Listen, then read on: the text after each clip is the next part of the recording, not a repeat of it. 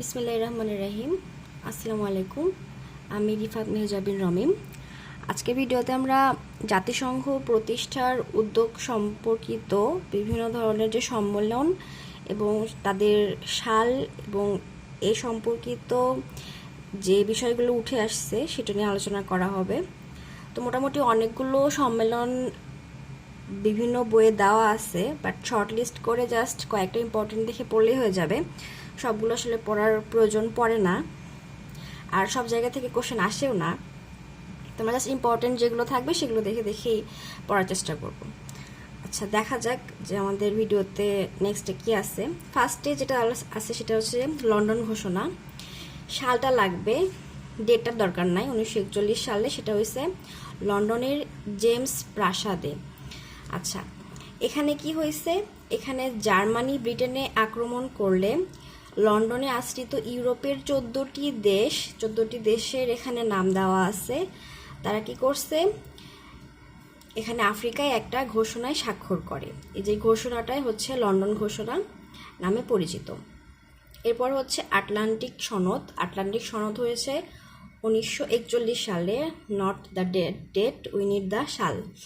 তারপরে হচ্ছে এর মাধ্যমে কি হয়েছে, যে ব্রিটিশ রণতরী প্রিন্স অফ ওয়েলস এবং মার্কিন রণতরী অগাস্টায় স্বাক্ষরিত হয়, এবং ব্রিটিশ প্রধানমন্ত্রী চার্চিল ও মার্কিন প্রেসিডেন্ট রুজভেল্ট হইতেছে এই আটলান্টিক সনদে স্বাক্ষর করে। এবং এটার মূল নীতি ছিল 8টি। এটা দরকার নেই, জাস্ট ওনাদের দুজনের নামটা মনে রাখলেই হবে। তারপরে হচ্ছে ওয়াশিংটন ডিসি সম্মেলন।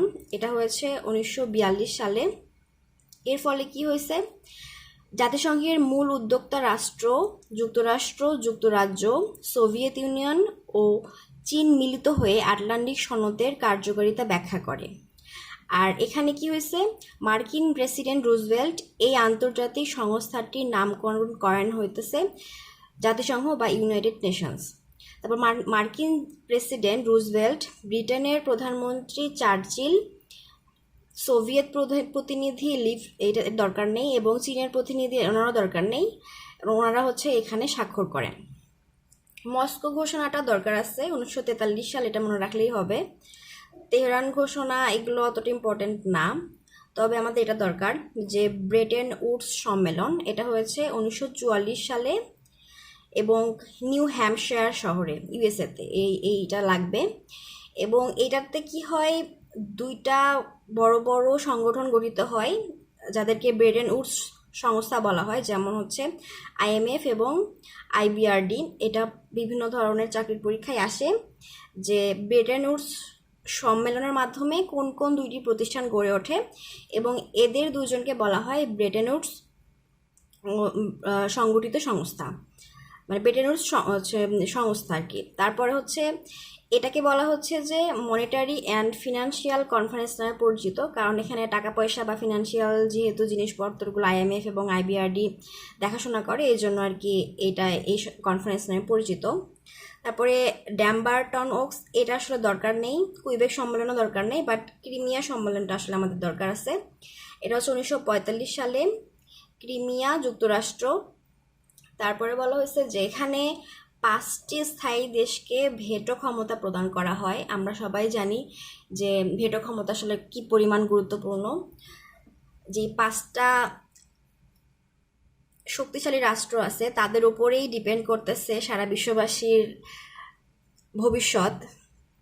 তারপরে হচ্ছে ফ্রান্সিসকো সম্মেলন। এটা হচ্ছে 1945 সালে যুক্তরাষ্ট্রে। এই সম্মেলনগুলো আসলে যে জায়গায় হয় সেই জায়গার নামানুসারেই করা হয়, যে ইয়াল্টা সম্মেলন যেহেতু ওই শহরে হয়েছে, সান ফ্রান্সিসকো সম্মেলন যেহেতু যুক্তরাষ্ট্রের সান ফ্রান্সিসকো নামক যে শহরটা আছে সেখানে হয়েছে, এই জন্য আর কি। তো এই সান ফ্রান্সিসকো যে সম্মেলন, এখান থেকে কি হয়েছে, 19টি অধ্যায় এবং 111টি অনুচ্ছেদের যে ব্যাখ্যা সেটা হচ্ছে জাতিসংঘ সনদ করতেছে 26শে জুন।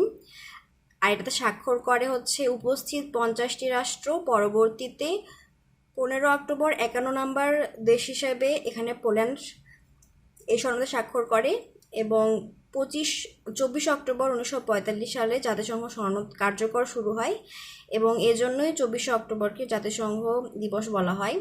যদিও এটা ইম্পর্টেন্ট, বাট এটা পরীক্ষায় এত বেশি আসছে এবং মানুষজন জানে, এজন্য আর কি এটা পরীক্ষায় নর্মালি এখন আর দেয় না, এত ইজি কোশ্চেন পরীক্ষায় দেয় না, একটু ডিফারেন্ট টাইপের কঠিন টাইপের কোশ্চেনগুলোই করে। আচ্ছা, এবং পিএসসি ও অন্যান্য পরীক্ষার যে প্রশ্ন উত্তর সেগুলো নিয়ে আমরা আলোচনা করব, যে কি বলা আছে। তো এখানে বলা আছে where is the United Nations university located, এটা হচ্ছে টোকিও। এটা হচ্ছে বিসিএস পরীক্ষায় কোনো একটা সালে চলে আসছিল এবং অন্যান্য জায়গায় তো আসেই। নেক্সটে দেখা যাক, নেক্সটে আছে which of the following countries is not as UN member. এটা হবে তাইওয়ান। তাইওয়ান হচ্ছে চীনের একটা প্রদেশ বলা যায়, যদিও তারা স্বাধীনতার জন্য এখন সংগ্রাম করতেছে, নিজেদেরকে আলাদা একটা স্টেট হিসেবে দাবি করতেছে। তারপর 1974 সালের 17 সেপ্টেম্বর বাংলাদেশের সঙ্গে আর কোন দেশগুলো জাতিসংঘ সদস্যপদ লাভ করে? এটা হচ্ছে গ্রানাডা ও গ্রিনি বিউসান। এরপর হইতেছে জাতিসংঘের নিরাপত্তা পরিষদের অস্থায়ী সদস্য রাষ্ট্র সংখ্যা কতটি? 10টি, খুবই কমন একটা কোশ্চেন। তারপর বর্তমান জাতিসংঘ মহাসচিবের নাম কি? ওনার নাম হচ্ছে অ্যান্টনিও গুতারেস। দেন জাতিসংঘে ভেটো ক্ষমতা সম্পন্ন এশীয় দেশ কয়টি? এশীয় দেশ হচ্ছে একটি, সেটাকে অবশ্যই কি? চীন। Then which nation always speaks first in the UN general assembly? এটা হচ্ছে ব্রাজিল।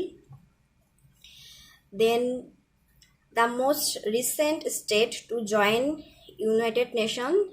এটা হচ্ছে দক্ষিণ সুদান বা সাউথ সুদান।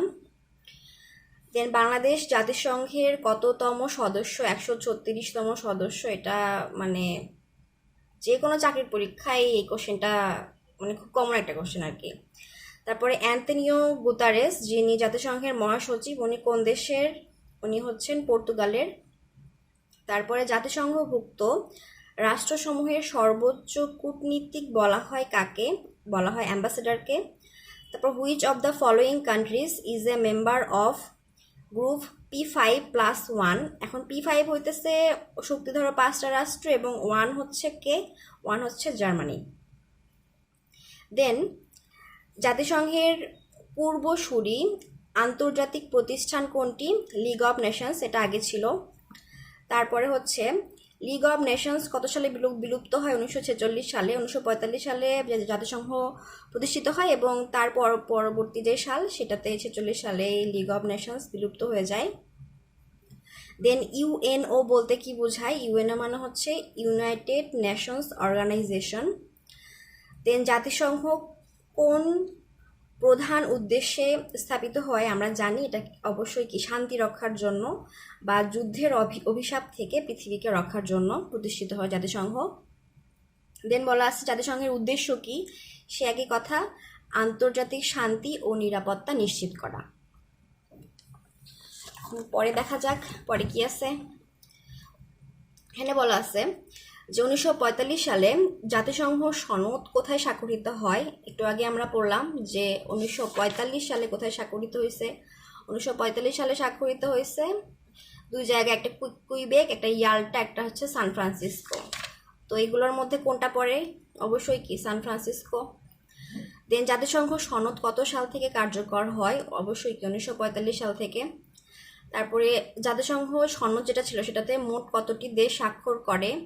এখন এখানে কনফিউজড করার জন্য 50, 51 দুইটাই দেওয়া আছে, বাট আনসার হবে 51, কারণ 50টি উপস্থিত স্বাক্ষর করে, বাট পরবর্তীতে আরেকজন পোল্যান্ড সে পরবর্তীতে আর কি স্বাক্ষর করে, এর জন্য মোট কতটি, ইনস্ট্যান্ট কতটি সেটা বলা হয় না। যদি ইনস্ট্যান্ট বলতো তাহলে 50টি হইতো, আর যেহেতু মোট বলছে সেজন্য এখানে 51টি আনসার হবে। জাতিসংঘ আত্মপ্রকাশ করে কবে? কমন কোশ্চেন, 24 অক্টোবর 1945 সালে। তারপর জাতিসংঘের পতাকায় কোন দুটি রং আছে? নীল ও সাদা। আপনারা এটা গুগল থেকে দেখে নিতে পারেন, তাহলে সুন্দর মতো মনে থাকবে।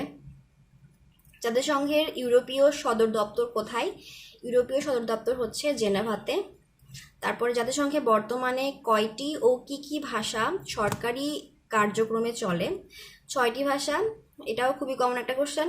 এখানে হতেছে ইংরেজি, চীনা, ফ্রেঞ্চ, রুশ, স্প্যানিশ ও আরবি। অনেক সময় কোশ্চেনে দেয় যে কোনটি জাতিসংঘের বা ইউএন এর ভাষা নয়, এভাবে দিয়ে থাকে, এজন্য আর কি সবগুলো মনে রাখতে হবে। তারপর বলা আছে জাতিসংঘের কার্যকরী ভাষা দুটি হলো ইংরেজি এবং হচ্ছে ফরাসি। তারপরে জাতিসংঘের সবচেয়ে ক্ষুদ্র সদস্য রাষ্ট্র হচ্ছে মোনাকো। কোন দেশ পূর্বে জাতিসংঘের সদস্য ছিল বর্তমানে নেই? এটা হচ্ছে তাইওয়ান। যেটা বললাম, তাইওয়ান হচ্ছে চীনের একটা প্রদেশ বলা যায়, যারা স্বাধীনতার জন্য সংগ্রাম করতেছে, যদিও চীন তাদেরকে স্বাধীনতা দিতে চাচ্ছে না, মিসাইল টিসাইল পাঠিয়ে দিতেছে। তারপর বলা আছে যে ইন্দোনেশিয়া কত সালে জাতিসংঘের সদস্য পদ প্রত্যাহার করে নিয়েছিল? এটা হচ্ছে 1965 সালে। 2015 সালে ইরানের সাথে মোট কতটি দেশের পারমাণবিক চুক্তি স্বাক্ষরিত হয়েছে? 6টি। ইরান যেখানে সেখানে বম টম পাঠায় দেয়, ভালো একটা রাষ্ট্র, তাদের পারমাণবিক শক্তি আছে, বাংলাদেশের যদিও নাই। তারপর হচ্ছে জাতিসংঘের নিরাপত্তা পরিষদে ভেটো প্রয়োগের ক্ষমতা রাখে কতজন সদস্য? এটা হইতেছে 5টি। ভেটো অর্থ হচ্ছে আমি মানি না, আর এটা হচ্ছে একটা ল্যাটিন শব্দ। তারপর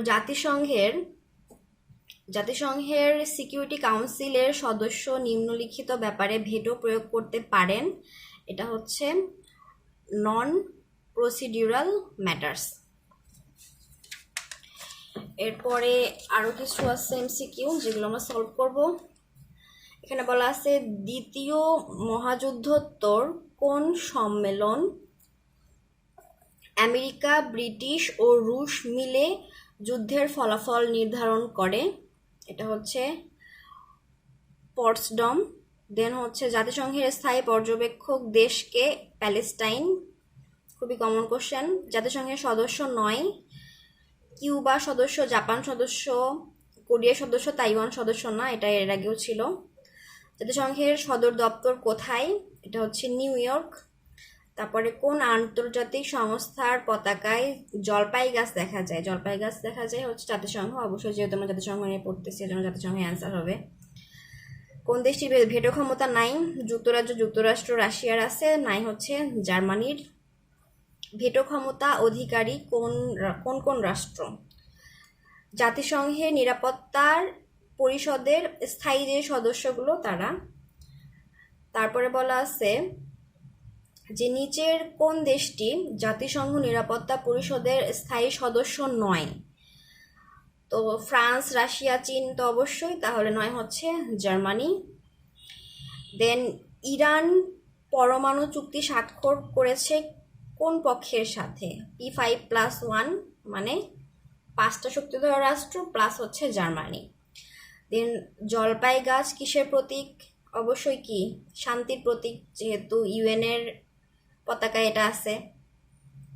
দেন জাতিসংঘের প্যালেস্টাইন রাষ্ট্রের পদমর্যাদা কি? এটা হচ্ছে রাষ্ট্রীয় পর্যবেক্ষক। দেন সুইজারল্যান্ড জাতিসংঘের সদস্যপদ লাভ করে 2002 সালে। তারপরে সর্বশেষ বা 193তম সদস্য হচ্ছে দক্ষিণ সুদান। তারপর হচ্ছে ভেটো ক্ষমতা কি? ভেটো ক্ষমতা হচ্ছে ভেটো প্রয়োগকারী বিরোধিতা করলে সংখ্যাগরিষ্ঠ ভোট ও কার্যকর হয় না, মানে একজন যদি না বলে তাহলে সেই যে কোনো প্রস্তাবই আর গ্রহণযোগ্য হবে না। জাতিসংঘের মূল মন্ত্র হচ্ছে এই পৃথিবী আমার। তো এগুলোই হচ্ছে জাতিসংঘ প্রতিষ্ঠা এবং তার আশেপাশের যে বিষয়গুলো আছে এবং এটা প্রতিষ্ঠার জন্য কোন কোন সম্মেলন কাজ করেছিল সেটা। তো সবাইকে অনুরোধ থাকবে পরবর্তী ভিডিওগুলো দেখার জন্য এবং আমার চ্যানেলটিকে সাবস্ক্রাইব করার জন্য এবং সহযোগিতা করার জন্য। আসসালামু আলাইকুম।